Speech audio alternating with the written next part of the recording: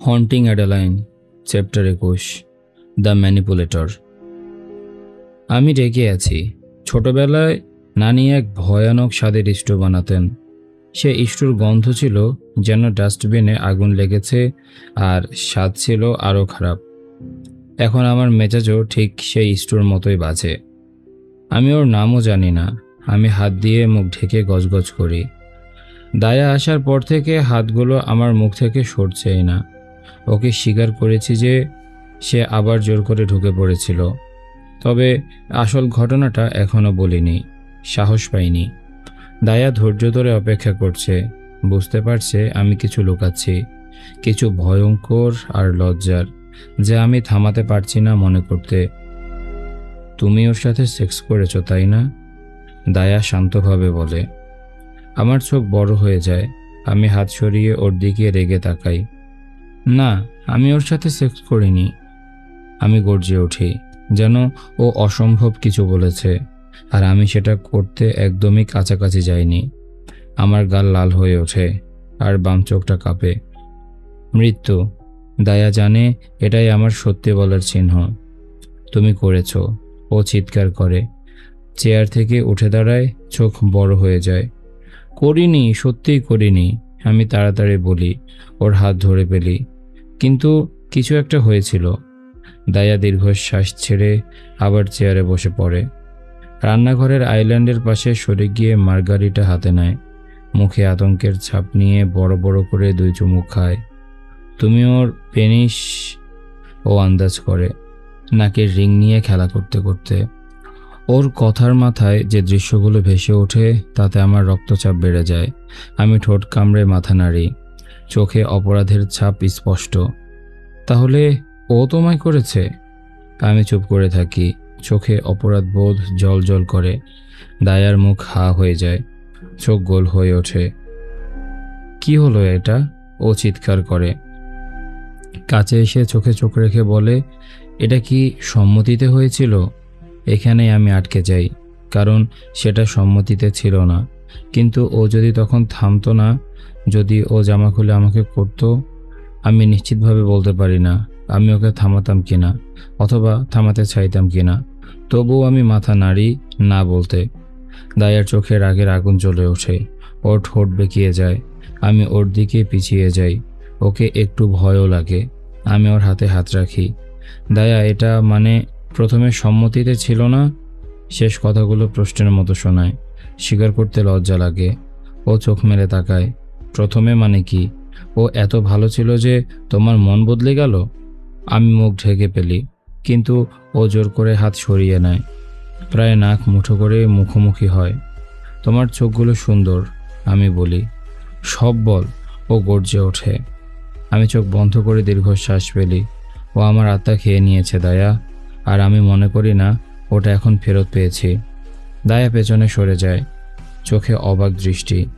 আমি জানি তুমি আমাকে বিচার করতে পারো, আমিও নিজেকে বিচার করছি। আমি দুঃখিত গলায় বলি। ওর মার্গারিটা টেনে নিয়ে শেষ করে ফেলি। আমারটা তো অনেক আগেই শেষ। বেবি গার্ল, আমি তোমাকে বিচার করছি না, কিন্তু ঠিক বুঝতে দাও তো, তুমি ওকে টেক্সট করে আগলে নিলে কারণ তুমি নিজেকে সাহসী মনে করছিলে। তারপর ও কথা রাখতে ঢুকে পড়লো, তোমাকে বেঁধে ফেললো। প্রথমে তুমি ভয় পেলে, কিন্তু শেষমেশ ওর মুখের উপর বসে পড়লে। ও ধীরে ধীরে সংক্ষেপে বলে। ওর চোখে বিভ্রান্তি, বিস্ময়, হয়তো আগ্রহ দেখা যায়, কিন্তু কোনো বিচার নেই। কারণ আমি ওকে বন্দুকের ঘটনার কথা বলিনি। ওটা কখনো বলতেও পারবো না। আমি ঠোঁট কামড়াই। প্রায় তাই। ও চোখ সরিয়ে না নিয়েই টেকিলা নিয়ে 2 গ্লাসে ঢালে। আমাদের দুজনের খালি গ্লাসে একসাথে শট নেই। মুখ বিকৃত করে ফেলি। তারপর একে অপরের দিকে তাকিয়ে থাকি। আমি আসলে কি বলবো বুঝতে পারছি না। আমি গর্জন করি, দায়া, আমি জানি না কি করব। ও আমাকে আঘাত করেনি, কিন্তু করেছে। ও জোর করেছিল, কিন্তু ও চাইলে আমি ওকে আটকাতাম না। আমি এতটাই বিভ্রান্ত, খারাপ আর নোংরা লাগছে, কিন্তু তখন সেটা। আমি আরেকটা গর্জন করে থামি। এবার মাথা ঠেকিয়ে দেই গ্রানাইট কাউন্টার টপে। ভালো লেগেছিল? ও বলে। অসাধারণ, দারুণ, সব কিছুই। আমি স্বীকার করি, জীবনে কখনো এত তীব্রভাবে অর্গাজম হয়নি। দাম, ও নিঃশ্বাস নিয়ে বলে, তারপর থেকে ও যোগাযোগ করেছে? আমি মাথা তুলে কপাল ভাঁজ করে বলি, হুম। ও বলেছে ও চায় না আমি মিথ্যার প্রেমে পড়ি। ও বলেছে ও নিজেকে যেমন আছে তেমন দেখাচ্ছে, কিন্তু ও মনে করে আমি ওর প্রেমে পড়ব। এটা প্রমাণ করে ও কতটা পাগল। এটা অদ্ভুতভাবে মিষ্টি, কিন্তু সত্যিই খারাপ। ওর মাথায় সমস্যা আছে, তবে কাটা হাতের ঘটনা থেকে আমরা সেটা জানতামই। আমি হেসে ফেলি। হ্যাঁ, ঠিক তাই। দায়া জিজ্ঞেস করে, তুমি ওকে এই ব্যাপারে জিজ্ঞেস করেছো? আমি মাথা নাড়ি। হ্যাঁ, ও সব সময়ের মতো নায়কগিরি করে বলেছে চিন্তা করতে হবে না, ও সব সামলাবে। আমি চোখ ঘুরি, কিন্তু আসলে আমি খুশি। আমার ছায়াকে অন্তত এইটুকু ভরসা করা যায় যে প্রয়োজনে কাউকে ধ্বংস করে দেবে। আমি গিকির জার্নালটা টেনে নেই। আচ্ছা, এবার দয়া করে নানির মায়ের রহস্য সমাধানে মন দাও। দায়া সঙ্গে সঙ্গে ল্যাপটপে হাত লাগায়, দ্রুত টাইপ করতে থাকে।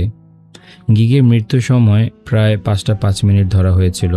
তোমার গ্র্যান্ডফাদার নাকি তখন দোকানে গিয়েছিল, ফিরে এসে মৃতদেহ পেয়েছিল। কিছু সাক্ষী বলেছে ওকে 5টা 35 মিনিটে দোকানে দেখেছে, কিন্তু ও দোকানে ঢুকছিল নাকি বের হচ্ছিল সেটা বলেনি।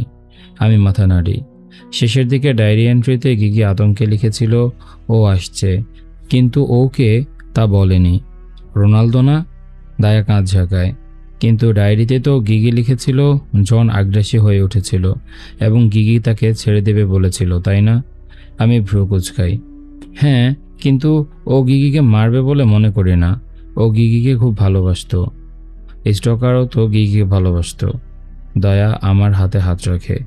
এডি, আমি তোমায় ভালোবাসি, তাই কথাটা বলছি। তুমি কি রোনালদোকে খুনি প্রমাণ করতে চাইছো, যাতে নিজের স্টকারকে ঘৃণা করার কারণ পেতে পারো? আমি হাত সরিয়ে চোখ নামিয়ে নেই। আমাকে ওকে ঘৃণা করার কোনো কারণ খুঁজতে হবে না, আমি গর্জন করে বলি। দায়া ভ্রু তোলে। আমি মাথা চুলকাই, কারণ ও একদম ভুলও বলে না। আমি চাই স্টকারকে ভালোবাসা যেন অসম্ভব হয়, কিন্তু ও আমাকে ভেতর থেকে কাঁপিয়ে দেয়। ও বলেছিল সাধারণভাবে আসলে আমি ওর প্রেমে পড়তাম। ও ভুল বলেনি। তবু আমি ওকে ভালোবাসতে পারি না। আমি ওর সাথে সেক্স করব না। সেই রাতে যা হয়েছিল সেটা সেক্সুয়াল অ্যাজাল ছিল, অন্য কিছু না। এ কারণে গিগের জন্য ন্যায় চাই, আমি শান্তভাবে বলি। দায় নরম চোখে তাকায়। আমাকে কোনোদিন বিচার করে না।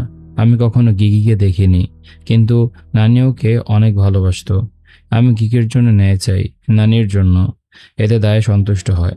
ভালো, কারণ আমি 40 দশকের সিয়াটলের এক ক্রাইম ফ্যামিলির খোঁজ পেয়েছি। আমি ঝুঁকে স্ক্রিনের দিকে তাকাই। তখন স্যালভেটর পরিবার রাজত্ব করত। বস ছিল অ্যাংলো স্যালভেটর। ও 5জন লোকের ছবি দেখায়, মাঝের জন ক্লাসিক ইতালিয়ান মাফিয়া বসের মতো। চারপাশে ওর 4 ছেলে, ওদের 2জন মিলিটারি ইউনিফর্ম পরা। ওরা ওর 4 ছেলে, তবে ওরা গুরুত্বপূর্ণ নয়। পেছনে তাকাও। ছবির পেছনে এক ভদ্রলোক সোয়েটার টপ হ্যাট পরে দূরে তাকিয়ে আছে। এটাই একমাত্র ছবি, তবে আমার মনে হয় এটা রোনালদো হতে পারে। আমি স্ক্রিনের দিকে চেয়ে থাকি। যে কোনো পুরুষ 10 দশকে সোয়েটার হ্যাট পরতে পারে, কিন্তু ওর মধ্যে কিছু আলাদা। তুমি দেখেছো? দায়া উত্তেজিত স্বরে বলে। ওর চোখ কালশিটে, ঠোঁট ফাটা। আমি লক্ষ্য করি অ্যাঙ্গেলোর হাতও ফাটা। আমরা একে অপরের দিকে তাকাই, একই উত্তেজনা আমাদের চোখে। ছবির তারিখ কি জানো? দায়া হাসে। আমার চোখ বড় হয়ে যায়। বলে দাও। সেপ্টেম্বর 22, 1944। ঠিক 4 দিন পর, যখন গিগি লিখেছিল রোনালদো আহত অবস্থায় এসেছিল। আমার মুখ হা হয়ে যায়। আমি ছবির দিকে তাকাই। হয়তো এই লোকই গিগির স্টকার আর ওর খুনি। আমি মাতাল। অবশেষে আমি আরও 2 গ্লাস মার্গারিটা খেয়ে ফেলেছি, আর দায়ের উজ্জ্বল বুদ্ধি হলো আরও টেকিলা শট খাওয়ার। আমার দুনিয়া ঘুরছে যখন আমি সিঁড়ি বেয়ে উঠে যাচ্ছি। পেছনে হাসতে থাকা দায়া আমাকে ফলো করছে। আমরা দুজনে হামাগুড়ি দিচ্ছি, হাত দিয়ে মেজে ধরে রাখছি যাতে পড়ে না যাই। বীজ, তুই আমাকে এত খাওয়ালি কেন? আমি হাসতে হাসতে বলি, যখন প্রায় পাশের দিকে পড়ে যাচ্ছি।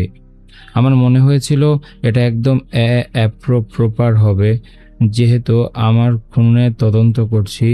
ও তোতলায়, হাসতে হাসতে গলা কাঁপে। আমি নাক দিয়ে হেসে ফেলি। দৃষ্টি এখনো ঘুরপাক খাচ্ছে। আমি ওকে গেস্ট রুমে নিয়ে যাই, বিছানায় শুইয়ে দেই।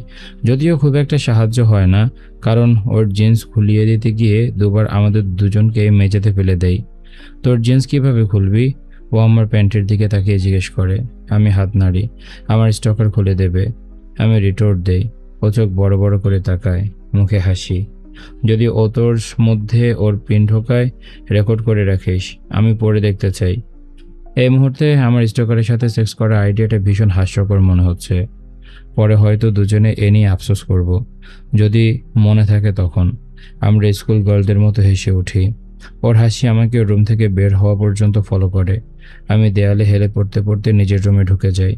জিন্স খোলার কোনো চেষ্টাই করি না, এমনিতেই বিছানায় পড়ে যাই, কম্বল আর সব কিছুর ওপরেই, আর কয়েক সেকেন্ডের মধ্যে অচেতন হয়ে যাই। এই হচ্ছে আজকের পর্ব। কেমন লেগেছে তোমাদের কমেন্ট করে জানাও।